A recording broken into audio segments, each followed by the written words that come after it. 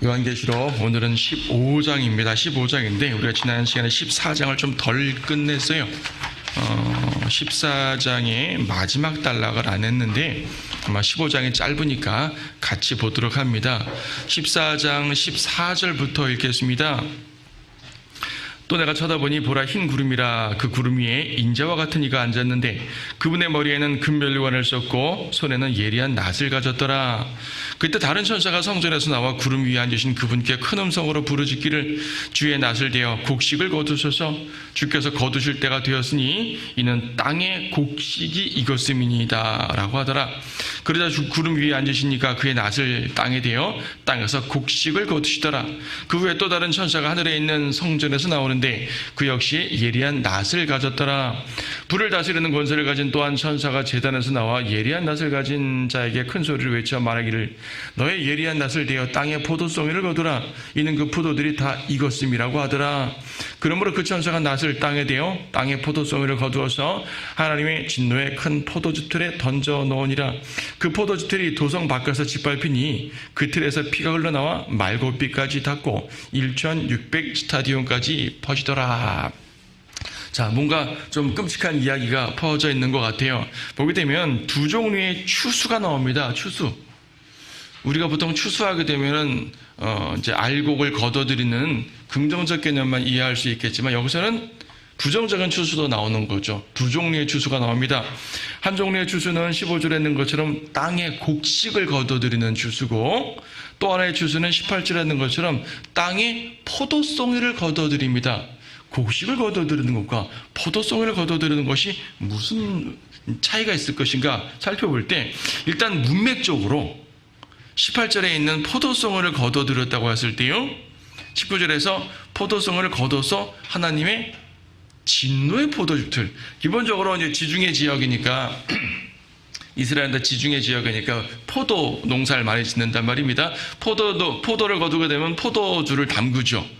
포도주 틀에 놓고 콱콱 밟아요. 오늘날에는 기계라지만 옛날엔 다 이제 수동으로 했으니까 커다란 통에 놓고 사람들이 이제 깨끗이 발 씻고 들어가가지고 막 밟는 거예요.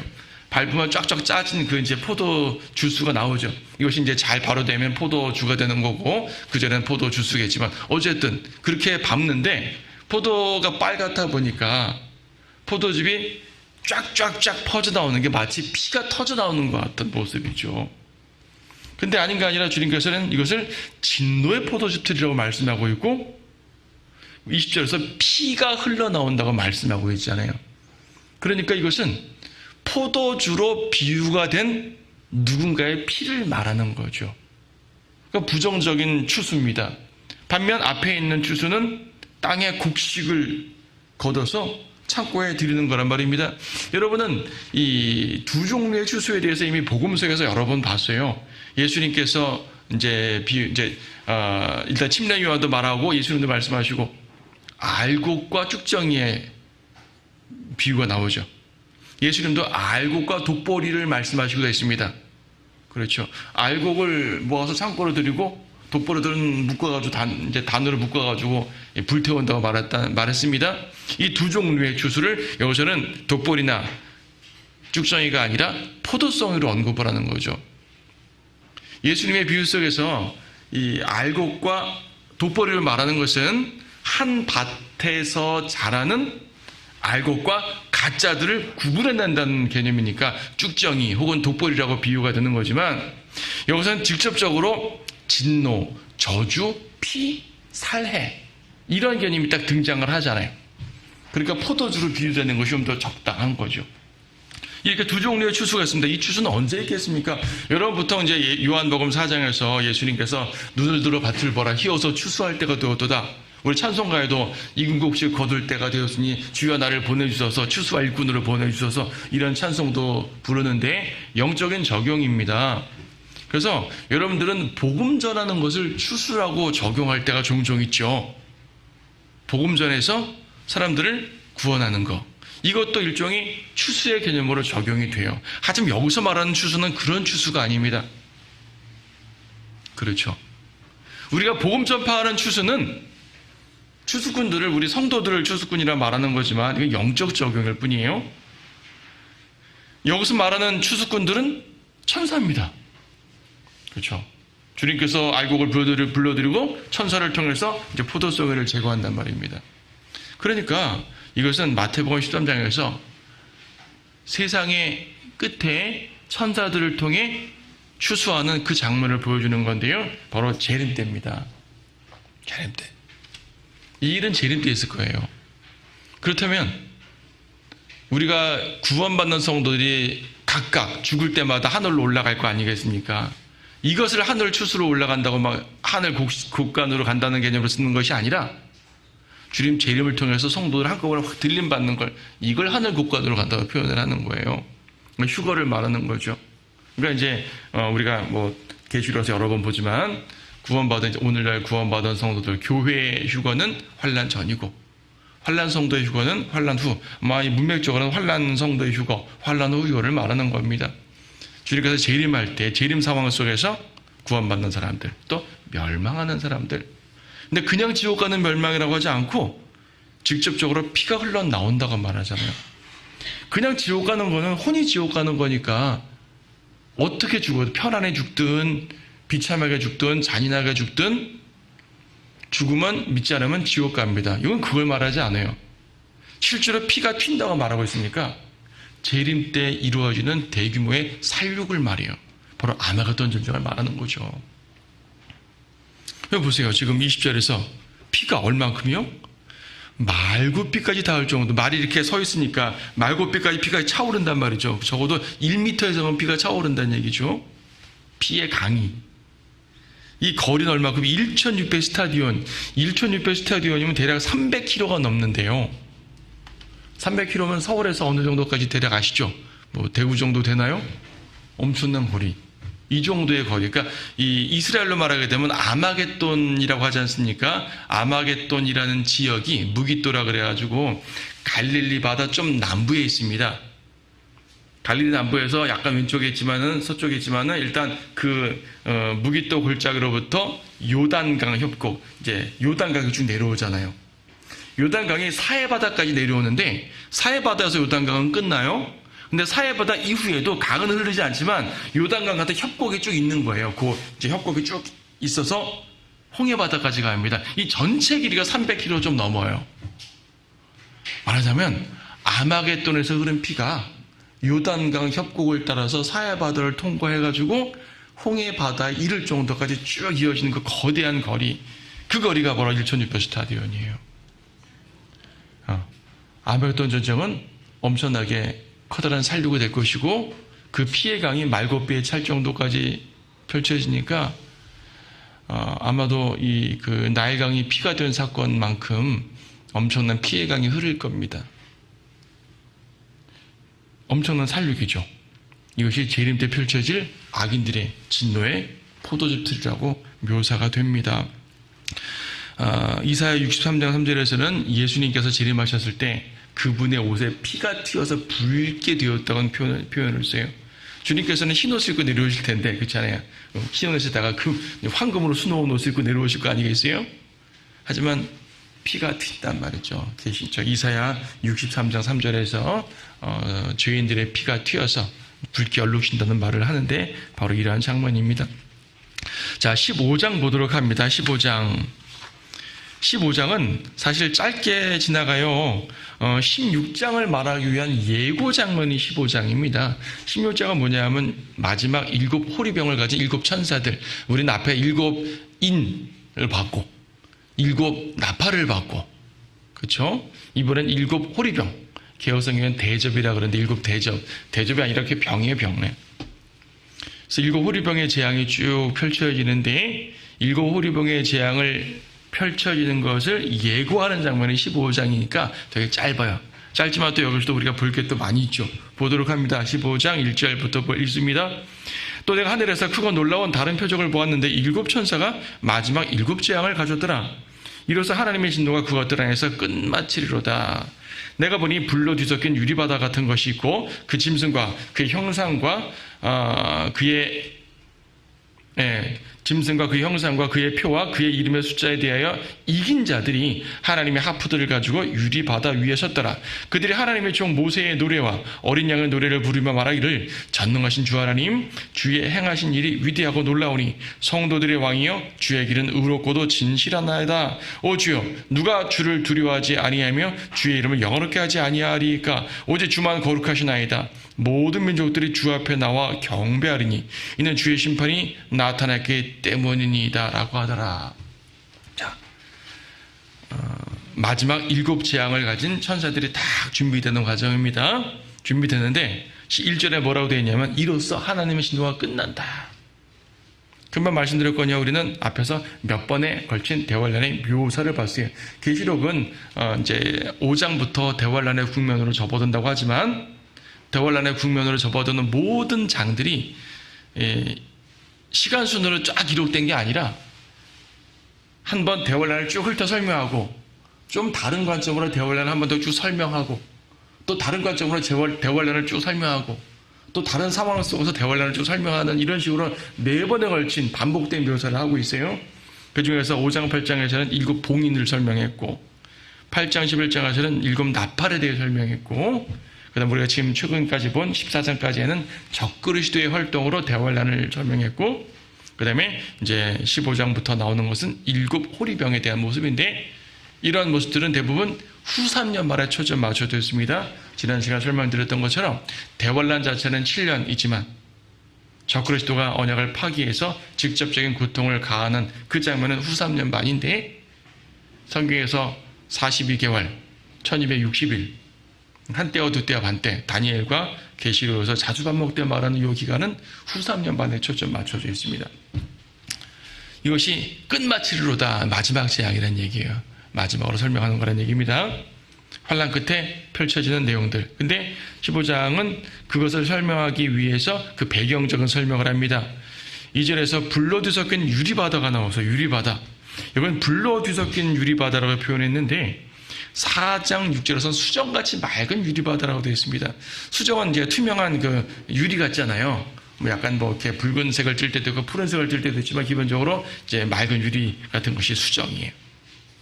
수정 같은 맑은 유리바다. 여기서 불로 뒤섞인 유리바다. 아마 심판과 연관된 설명이겠죠. 욥기 37장에서는 단단하게 부어 만든 거울. 거기 인용된 거 보세요. 그냥. 단단하고 부어 만든 거울이라고 표현했어요. 부어 만든 거울이니까 유리바다 뭐 연관될 수 있겠죠. 바다는 바다. 이제 창세기에 깊음이라는 표현도 있습니다. 깊음, 바다. 하지만 물이 출렁출렁하는 그런 바다라기보다는 욥기 38장에서는 이 표면이 얼어있다고 표현되기 때문에 유리바다, 뭐 얼어있으니까 유리바다 같은 묘사가 됐겠죠. 단단하고. 그러니까 말하자면 뭐냐면 지상에 있는 바다와 달리 저 하늘 위에 바다가 있는데 이 바다는 지상에 있는 바다, 태평양, 대서양, 인도양을 다 합친 것보다 엄청 커다란 바다겠고요. 말하자면 둘째 하늘과 셋째 하늘을 가로막는 물층이라고 생각을 하면 돼요. 첫째 하늘, 지구 대기권을 첫째 하늘, 그렇죠? 새들이 날아다니는 하늘, 구름 있는 하늘. 그 둘째 하늘, 해와 달과 별이 있는 우주 공간, 둘째 하늘. 그리고 하나님 보좌에 있는 셋째 하늘. 사도 바울이 저기 고린도후서 이제 12장에서 셋째 하늘로 올라갔다 말하는데 뭐 이방 종교에서는 하늘이 무슨 뭐 9개가 있다, 7개가 있다 말하지만 성경은 하늘을 3개로 말하잖아요. 셋째 하늘이 하나님 보좌에 있는 곳을 셋째 하늘이라 말합니다. 하나님 보좌 앞에 이렇게 유리바다가 쫙 펼쳐져 있어요. 그러니까 쉽게 말하면 하나님의 보좌에 있는 셋째 하늘과 둘째 하늘을 가로막는 이제 경계가 되는 그런 커다란 기쁨이 되는 거죠. 여기 본 것처럼 유리바다 너머에는 하나님이 보좌가 있습니다. 계시록 4장 6절에서 보좌 앞에는 수정과 같은 유리바다가 있고 그 보좌 가운데와 그 보좌 주위에는 앞뒤로 눈이 가득한 4 짐승이 있더라. 하나님의 보좌 있고 보좌 앞에 쫙 유리바다가 펼쳐져 있는 거예요. 이 바다는 앞으로 2번 열릴 겁니다. 바다가 열려요. 문처럼 열릴 겁니다. 언제 한번 열릴까요? 우리 올라갈 때, 휴가 될 때 열리겠죠. 그렇죠? 또 언제 열릴까요? 주님이 흰말 타고 내려오실 때 열리겠죠. 주님 혼자 내려오시는 것도 아니고 거대한 하늘의 군대가 같이 내려올 테니까 아마 열릴 겁니다. 자, 성경에는 하늘이 열리고라는 표현이 종종 나오는데 그냥 어떤 계시를 위해서 열렸다는 표현도 쓸 수 있지만은 누군가가 올라가고 누군가가 내려오는 엄청난 열림도 있을 것입니다. 21장에 계시록 21장에 보게 되면 뒤에 또 보겠지만요. 21장 1절에서 또 내가 새 하늘과 새 땅을 보니 처음 하늘과 땅은 사라지고 바다도 더 이상 있지 아니하더라. 바다가 있지 않는데요. 아니 새 하늘과 새 땅이 생깁니다. 그러니까 현재 땅과 바다가 현재 하늘과 땅이 다 사라지고 새로운 하늘과 땅이 펼쳐질 때는 영원 세계입니다. 천년왕국 끝난 다음에 펼쳐질 영원 세계. 근데 바다가 없답니다. 아니 그럼 새로운 땅에는 바다가 없나? 강과 바다가 없나? 물이 없나? 그런 말이 아니고 지금 말하는 유리바다가 없다는 말이에요. 지금 유리바다는 둘째 하늘과 셋째 하늘을 가로막는 거대한 바다인데 영원 세계에는 유리바다가 필요 없어요.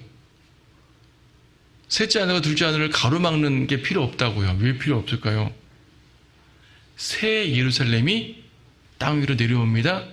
그리고 새 예루살렘이 하나님의 보좌가 있는 곳이 될 거예요. 지금은 하나님의 보좌가 하나님께서 사람들과 분리되어 계시지만 그때는 주님께서 사람들과 함께 계실 거예요. 그래서 굳이 유리바다가 필요 없는 상황이 되겠죠.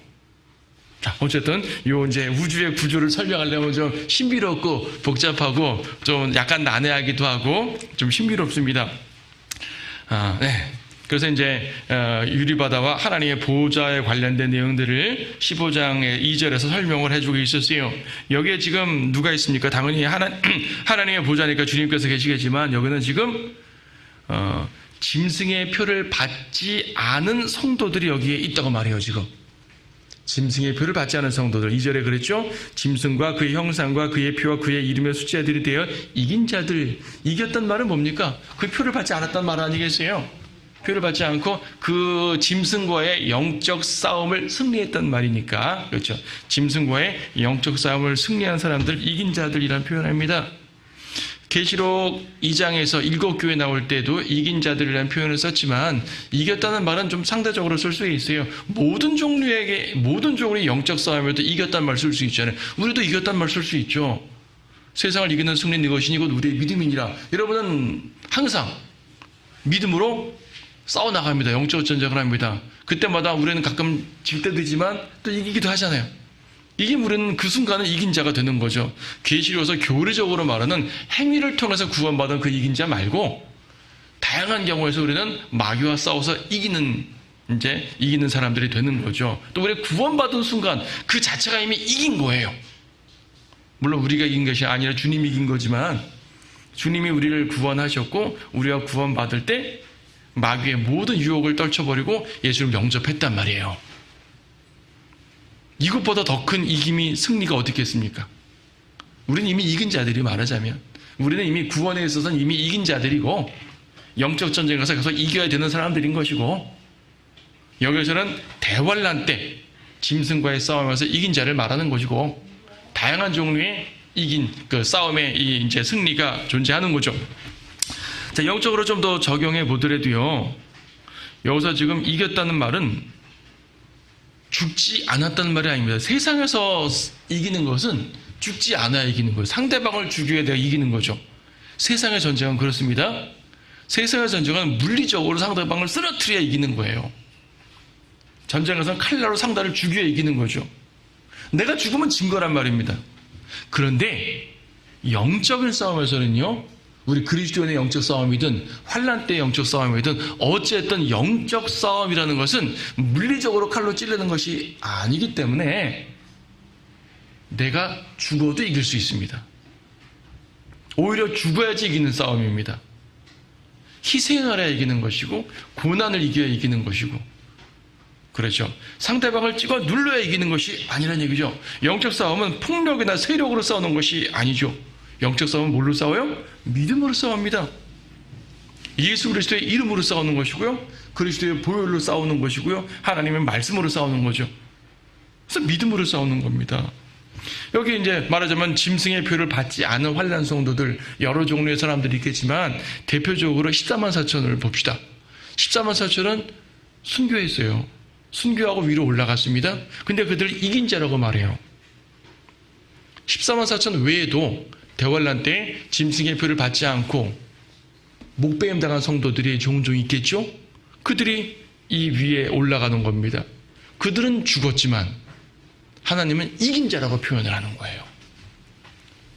그렇죠? 오늘날 우리가 겪는 모든 영적 전쟁을 포함하여서 영적 싸움은요, 믿음에 승리하는 것이 이기는 것이지 생존에 승리하는 게 이기는 것이 아닙니다.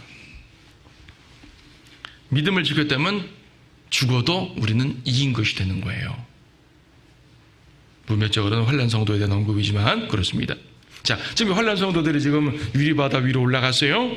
올라가서 지금 하프로 찬양을 한다 그럽니다. 예. 지금도 우리가 찬송을 부르고 하늘 위에도 찬송을 부르고 영원토록 찬송을 부를 겁니다.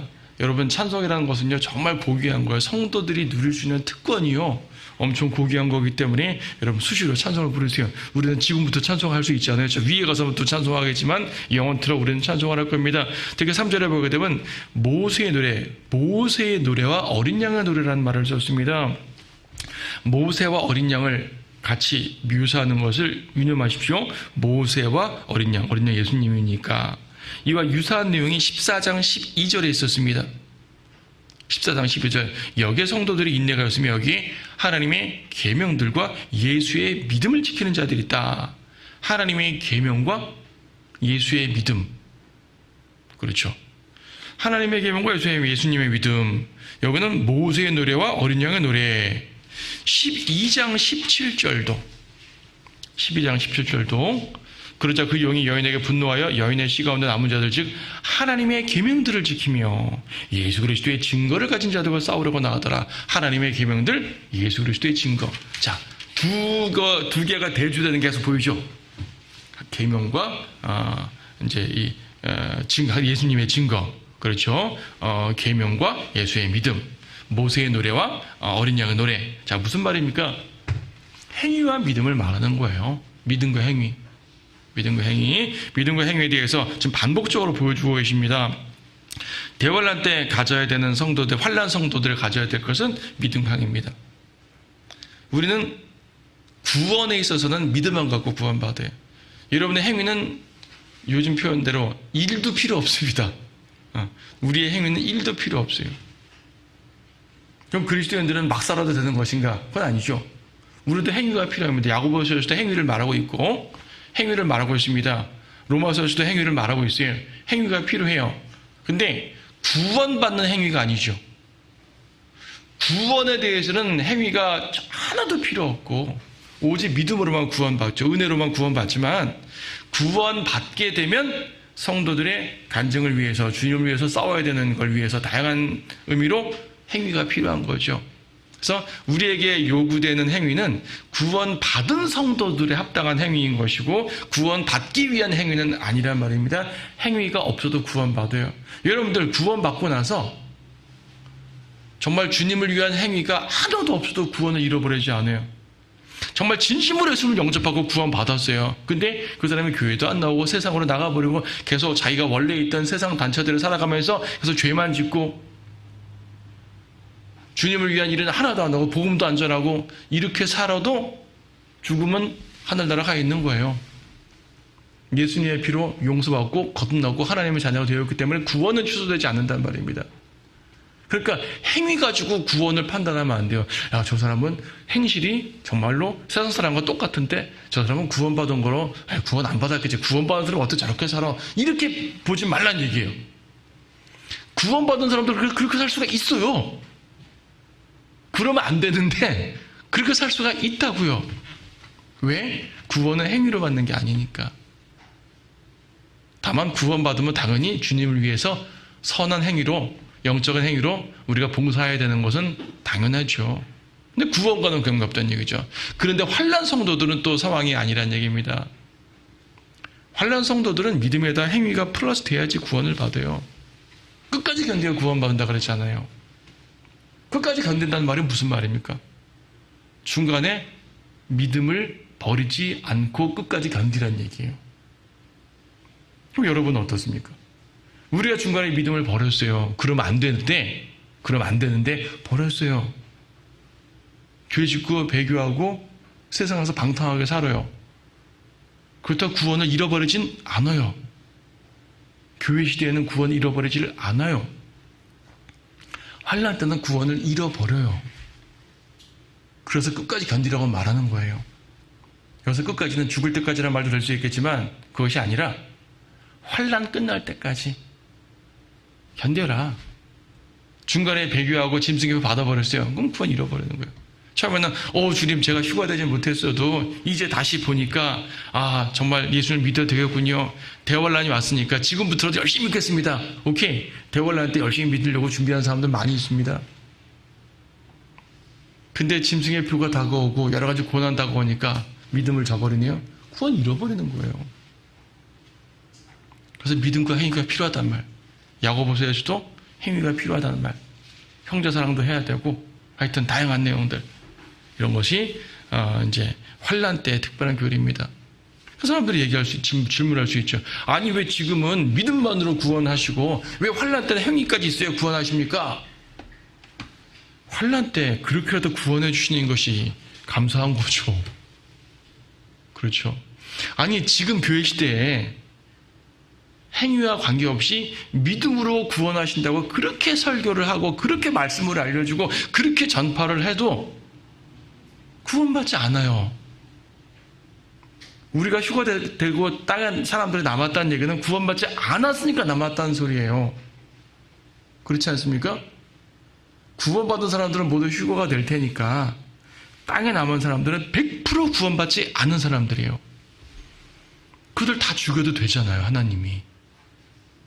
구원받지 않은 사람들이니까 다 지옥 보내도 돼요. 하지만 하나님은 대환란 때 그들에게 한 번 더 기회를 주시는 거예요. 하지만 그 기회가 우리와 똑같을 수는 없죠. 이미 교회 시대, 은혜 시대는 끝났고 주님의 새로운 경륜이 시작됩니다. 새로운 다루심이 시작된다는 말이에요. 그래서 환난 때의 교리와 교회 시대의 교리가 다르다는 것을 오해하시면 안 됩니다. 어렵게 받아들일 필요 없이 자연스럽게 받아들이시면 돼요. 계시록 내에 믿음과 행위를 여러 번에 걸쳐 말씀하고 있기 때문에 이것이 환난 때의 교리구나 라고 여러분들 이해하면 됩니다. 지금 우리는 교회 시대에 구원받은 성도들은 예수님의 몸입니다. 예수님의 신부입니다. 하지만 환난 때 구원받은 사람들은 구원은 받았지만 예수님의 몸은 아니에요. 예수님의 신부는 아니에요. 예수님의 백성은 되죠. 구원받았으니까. 하나님의 백성은 되지만 우리와 똑같은 신부는 아니고 또 그리스도의 몸은 아니에요. 그래서 지난 시간도 말했잖아요. 처녀들로 표현된다고. 환난 성도는 처녀들로 표현되지 한 처녀는 교회밖에 없어요. 자, 교리의 차이가 나는 거를 성경에서 계시록뿐 아니라 성경 다른 구절들에서 말입니다. 이제 믿음과 행위를 동시에 말하는 그런 구절들을 보게 되면 이거는 교회 시대 교리가 아니라 환난 교리를 말하는 거구나. 히브리서나 야고보서에 종종 그런 내용들이 있어요. 그런 것들 유념해서 우리는 이해를 하셔야 될 겁니다. 자, 특히 모세의 노래라는 말이 나왔는데 여러분 모세의 노래는 사실 신명기에 직접 나와 있습니다. 신명기 32장을 보게 되면 지금 신명기 31장, 32장, 33장, 34장 모세의 마지막 말입니다. 모세의 마지막 말인데 특히 32장이 이제 노래로서 그분의 역사를 쭉 설명해요. 왜 옛날 그 시들 보게 되면 노래로서 불려지잖아요. 어떤 위대한 일을 기릴 때 노래로 만들어가지고 사람들로 계속 부르게 만들어서 그 위대한 일을 기리게 만들죠. 바로 하나님의 역사를 기리는 거예요. 신명기 31장 마지막 절 보게 되면 31장 30절 모세가 이스라엘의 온 회중의 귀에 이 노래의 말씀들을 마칠 때까지 말하였더라. 이 노래의 말이 뭐냐면 32장부터 노래예요. 오 너희 하늘들이여 귀를 기울이라. 그러면 내가 말하리라. 오 땅이여 내 입의 말들을 들으라. 모세가 엄청난 대서사시의 노래를 말하는 거예요. 그 노래의 내용이 뭐냐면 4절 그분은 반석이시며 그분의 역사는 완벽하나니 이는 그분의 모든 길은 공의이심이라. 그분은 진실하시고 악이 없으신 하나님이시며 의로우시고 정직하도다. 하나님이 행하신 모든 의로운 일들을 찬양하는 내용입니다. 하나님께서 성도 이스라엘에게 베푸신 그 위대한 것들을 쫙 나열하는 게 모세의 노래의 핵심입니다. 7절 옛날들을 기억하고 많은 세대의 연수를 생각하라. 내 아비에게 물어보면 그가 내게 보여줄 것이요 내 어른들에게 물어보면 그들이 내게 말해주리라. 주님께서 우리 조상에게 행했던 것들을 계속 전달하라는 얘기예요. 전달하면 전달할수록 그분의 위대하심이 계속 드러나게 되어 있다는 얘기죠. 10절 주께서 그를 사막과 황폐하고 삭막한 광야에서 발견하셔서 그를 인도하시고 그를 가르치셔서 그분께서 그를 자기의 눈동자처럼 지키셨도다. 눈동자처럼 지키시고요. 독수리가 새끼를 이끌듯이 이끌어 주셨고요. 12절 주께서 홀로 그를 인도하셨으니 그와 함께 한 이방신이 없도다. 주께서 그로 땅의 높은 곳들을 타고 다니게 하셨으니 이는 그로 들의 소산을 먹게 하려 하심이라. 또 주께서는 그로 바위에서 꿀을 빨아먹게 하셨으며 단단한 바위에서 기름을 빨게 하셨고 소의 버터와 양의 젖과 어린 양들의 기름과 바산에서 기르는 순양들과 염소들과 기름진 미랄로 먹으셨으며 또 너는 포도의 순수한 피를 마셨도다. 아니 광야 생활에서 이런 거 어떻게 먹어요? 근데 하나님께서 그렇게 인도하셨답니다. 하나님이 인도하심을 찬양하는 내용들이에요. 그 이후에도 다양한 내용들이 있지만 모세의 노래라는 얘기는 하나님께서 이스라엘을 이끌어주신 은혜를 찬양하는, 특히 출애굽 상황에서 그런 모습인데 지금 계시록에서 모세의 노래가 등장했네요.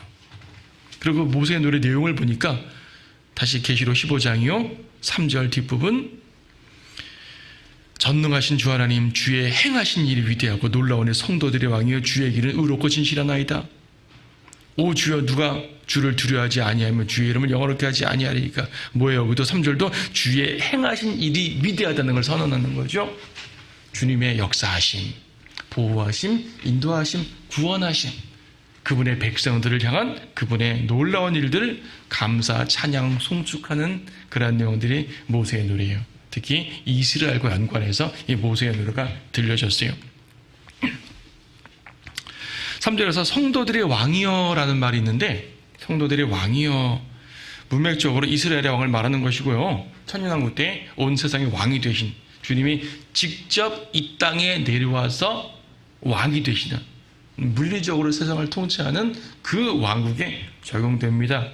그러니까 여기서 성도들의 왕이여, 이 성도들은 이스라엘 천년왕국 백성 그쪽에 적용되겠죠. 영적으로는 우리에게도 적용될 수 있어요. 주님 우리의 왕인 건 또 맞잖아요. 우리의 왕이 아니십니까?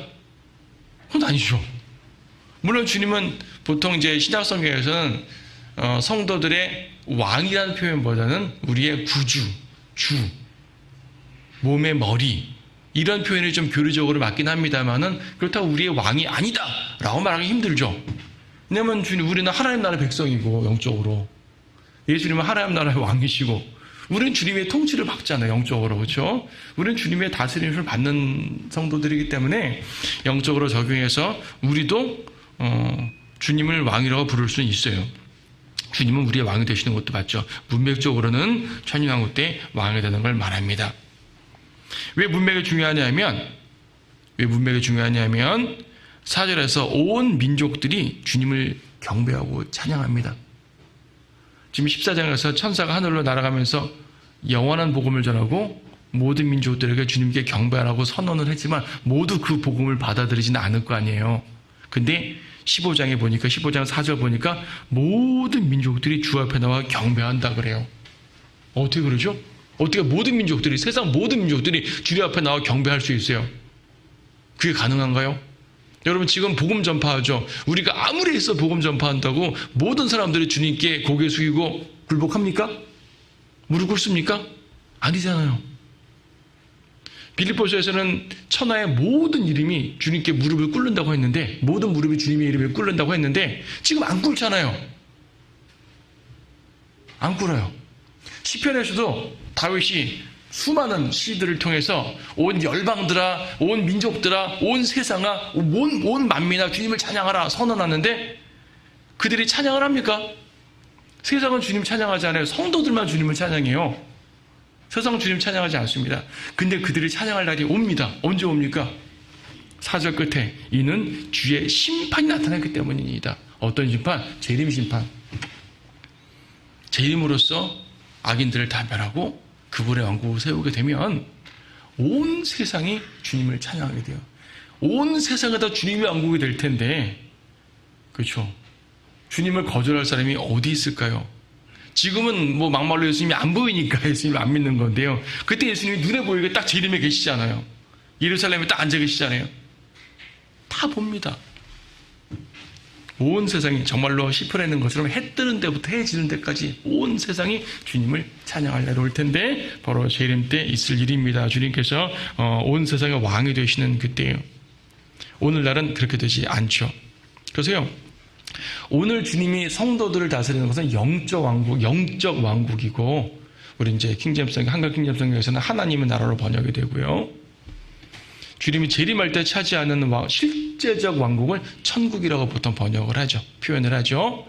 그래서 영적 왕국, 용어를 잘 모를 수는 있어요. 이제 성경 초신자들은 하나님의 나라나 천국이라는 용어를 잘 몰라서 혼동할 수는 있지만, 적어도요, 영적 왕국과 실제적 왕국은 구분하셔야 돼요. 지금 주님이 우리를 영적으로 다스리는 건 영적 왕국이고, 재림 때는 실제적으로 온 땅을 다스릴 실제적 왕국. 이 영적 왕국과 실제적 왕국을 구분하지 않게 되면 어떤 일이 벌어지냐면, 오늘날 개신교 무천년주의자들처럼 교회를 통해 세상을 변화시킨다고요. 변화시키면 좋죠. 근데 교회를 통해 세상을 변화시키려면 얼마나 걸릴까요? 몇십 년, 몇백 년, 몇천 년 돼도 안 됩니다. 사탄은 가만히 있습니까? 교회가 전파하는 동안 사탄은 가만히 있습니까? 영적 세력은 계속 나타나지 않습니까? 안 돼요. 근데 무천년주의자들은, 이제 개신교 무천년주의자들은 교회가 세상을 변화시켜야 된다. 실제적 왕국이라는 건 없다. 실제적 왕국의 존재를 부인합니다. 그들은요, 영적 왕국만 주장하죠. 교회만 주장합니다. 안 되죠. 이런 일이 있을 수 없는 겁니다. 그래서 계시록을 이제 영적으로만 해석하잖아요. 반면 카톨릭 무천년주의자들은 교회가 세력을 얻어서 실질적으로 교회가 통치해야 된다고 생각해요. 그래서 중세시대 내내 카톨릭 교회가 막 왕들을 좌지우지했지 않습니까? 이런 일이 대환란도 펼쳐질 겁니다. 자, 마지막 부분은 간단히 넘어갑니다. 읽고만 넘어갈게요. 5절. 또 이 이후에 내가 보니 보라, 하늘에 있는 증거의 성막의 성전이 열리며, 증거 성막 성전, 증거 장막 성전, 어디서 많이 들어본 것 같지 않아요? 신천지가 이 단어를 차용해가지고, 신천지가 여기서 나온 말이에요. 신천지가 증거 장막 성전 해가지고 자기네가 증거 장막 성전이라고 말하는데, 이거는 하늘에 있는 증거 장막 성전이죠. 신천지 여기 적용하면 안 됩니다. 그건 이단이고요. 이건 하늘을 말한다. 하늘 성소를 말해요. 7 천사가 성전에서 나오는데 7 재앙을 가졌으며 정결하고 흰 세마포를 입고 그들의 가슴에는 금띠를 둘렀더라. 그때 네 짐승 가운데 하나가 영원 무궁토로 살아가신 하나님의 진노로 가득 찬 7 금 호리병을 7 천사에게 주니, 성전이 하나님의 영광과 그의 권세로부터 나오는 연기로 가득 차서 7 천사의 7 재앙이 끝나기까지는 아무도 성전에 들어갈 수 없더라. 7 천사, 세마포를 입었네요. 저 뒤에 보게 되면 성도들이 세마포를 입죠. 성도들이 입은 세마포는 이제 예수님의 의를 말하기도 하고, 문맥적으로 또 어떤 데서는 계시록 19장에서는 성도들이 주님을 위해 의로운 행실을 하는 걸 세마포라 말하기도 하는데, 천사들이 세마포를 입었단 말은 천사들이 주님의 의를 입어서 구원받았단 말도 아니고, 천사들이 선한 행실을 한다는 말도 아니고, 그러니까 세마포란 말을 무조건 다 어떤 의와 연관시킬 필요는 없어요. 그런데 천사들이 이런 모습으로서 등장을 합니다. 진노의 금 호리병이 주어지고, 이 진노의 7 호리병은 16장에서 하나 부어지면서 마지막 재앙들을 나타낼 겁니다. 여기서는 이러한 과정에 하나님의 영광의 연기가 성전에 가득 차서 아무도 들어갈 수 없다고 말합니다. 출애굽기 40장 마지막 부분에 성막을 세우고요. 광야에서 성막을 세울 때 하나님의 영광의 연기가 가득 차서 심지어 모세마저도 그곳에 함부로 들어갈 수 없었다고 말합니다. 모세마저도. 그만큼 이제 하나님의 영광을 말할 때 함부로 범접할 수 없는 곳이 하나님의 영광이에요. 구약의 성막에 제사장들도 율법의 규례에 따라서만 움직였지 하나님의 영광을 함부로 누리지 못했어요. 하늘 성전에서도 하나님의 영광 앞에 함부로 누리지 못합니다. 여러분 어떻습니까? 그 영광이 한 몸 안으로 오셔서 예수 그리스도로 이 땅에 오셨고요. 지금은 그 그리스도의 영이 우리 안에 계시는 거예요. 하나님께서 우리 몸을 성전으로 삼아주셨지 않습니까? 우리는 그래 우리가 성전이고 주님이 우리 안에 계셔 간단하게 말할지 모르지만 주님이 그 안에 계시는 하나님의 임재가 그 안에 계시는 이 엄청난 영광은 사람들이 함부로 드나들 수 없고 연기로 가득 차서 함부로 움직일 수 없는 그러한 이 뭐랄까요 위험 있고 두려운 광경이에요. 그 모습이 지금 우리 안에서는 너무나 자연스럽게 흘러가고 있다는 사실이에요. 놀랍지 않아요? 우리 같은 죄인이 뭐라고 그 엄청난 영광을 우리 안에서 자연스럽게 흐르게 만들어 주신다는 얘기죠. 성령 충만이라는 말은 우리가 쉽게 성령 충만 하는데 구약에서 하나님의 영광이 빽빽히 들어온 이러한 모습이 비견되는 게 우리한테 성령 충만이에요. 함부로 다룰 수 없는 거죠. 주님께서 여러분 안에 계시다는 것 얼마나 고귀하고 정말 놀랍고 감격스럽고 찬양할 만하다는 것. 정말 여러분이 깊이 생각하셔야 됩니다. 우리가 주님과 함께 동행한다는 것은 놀라운 일이에요. 자, 환난 때 내용을 배우지만 이거 우리의 상황을 적용해 보니까 우리가 얼마나 큰 축복을 받은지 알겠다는 얘기죠.